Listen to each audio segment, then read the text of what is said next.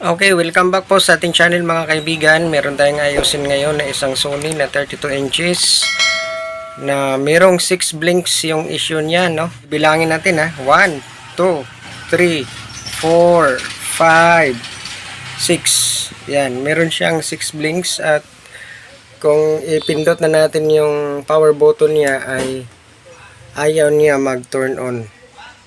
Continuous blinking pa rin siya into 6 successive times. Yung model niya, no mga kaibigan, KDL-32W617G.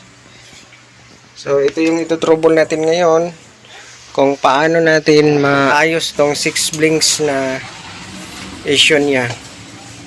Pagka ganito 6 blinks, no mga kaibigan, ang possible na causes niya nito ay itong backlight inverter niya.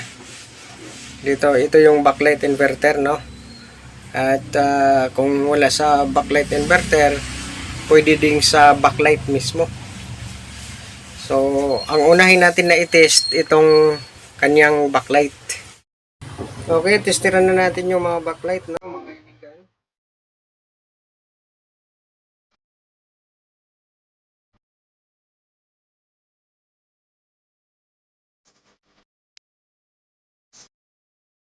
Okay, tinestiran natin yung mga backlight, no, mga kaibigan. Okay naman, tama naman sa sukat. Umiilaw naman siya itong backlight natin sa connection. So, hindi na tayo magbabaklas doon sa loob. Ang gagawin naman natin ay dito lang muna sa backlight inverter niya. Ang nangyari kasi sa TV natin, kaya pala siya nagsi-6 blinks dahil nagpo-protect pala siya. Ang dahilan niyan, baka may mga abnormalities dito, no, sa ating mga parts dito banda sa backlight inverter natin. So ang gagawin natin, no, i-disable natin yung protect. Disable natin yung protect niya. Ito pala ang IC na to, ang number nito, hindi naman siya makikita dyan sa video natin, pero ito yung number, no, ipakita ko lang, BD9423AFV. Yun yung IC number natin. So ang gagawin natin dito, i-disable natin yung protect. So kung makikita natin dito sa kanyang pinout, yung number 31, yun yung kanyang CP or siguro meaning yan current protect, no, basta may protect. Yun yung number 31 niya. I-jumper natin yan siya sa ating ground sa pamamagitan ng resistor na 1 key yung value niya. At kung mapapansin din nyo dyan sa pin number 2, may sabi na fail, no.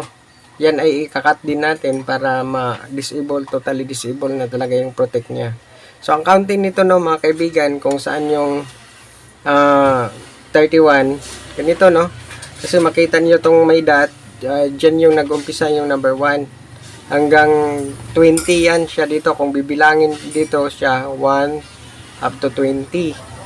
O, 21. Ito, no. 21, 22, 23, 24, 25, 6, 27, 28, 29, 30, 31. Ito yun. 31, no? Dito tayo hihinang ng resistor. Kukuha lang ako ng resistor, ha. Yung gagamitin natin na resistor, itong 1 key, no? Ito yung ano niya. So 1/4 watt lang tong ginamit ko. Hindi naman kailangan na mataas talaga.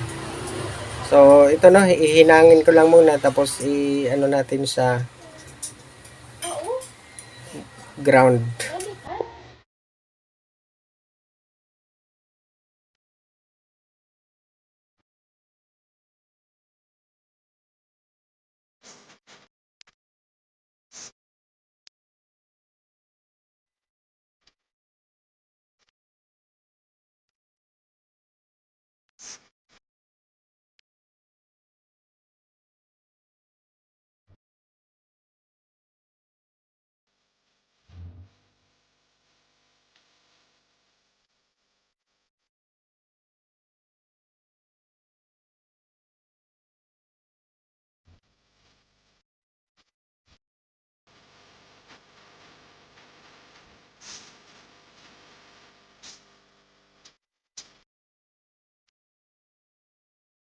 Matapos na natin na natestiran tong backlight, no, mga kaibigan, nakita natin na okay naman tong backlight niya.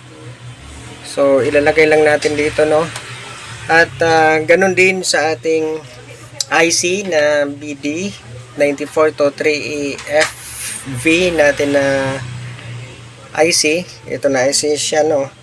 At na-jumperan na rin natin siya ng ating resistor na 1K. So ito yun siya, mga kaibigan, ang laman nito resistor, tapos connect to ground. Tapos yung pin number 2 niya na fail, yung sa pin out niya, naputol na rin natin. Okay, testing na lang natin, no, mga kaibigan, kung anong kahinatnan ng ginawa natin, no. So yung supply niya, ilalagay ko lang. Ayan. Tapos dito tayo sa button niya, no. Ayan, makikita natin na nagre-response yung ilaw niya dito. Ayan, gumagana, no, mga kaibigan. Makikita natin yung backlight dito, no. At naririnig natin. So hindi na siya nag-blink dito ng 6 times sa kanyang light indicator. So sisilipin na lang natin. Ayan, okay na. So nag-on na yung unit natin, no. Hindi na siya nagpo-protect. At i-close ko lang to at i-observe ko lang muna to para maka-final tayo. So yun lang ginawa natin, no, mga kaibigan. Nag-jumper tayo papuntang ground sa pamamagitan ng isang resistor. Okay, final testing na po natin, no, mga kaibigan. Plug in na po natin. Check. Tapos yun, no. Pindutin ko lang yung manual button niya sa gilid.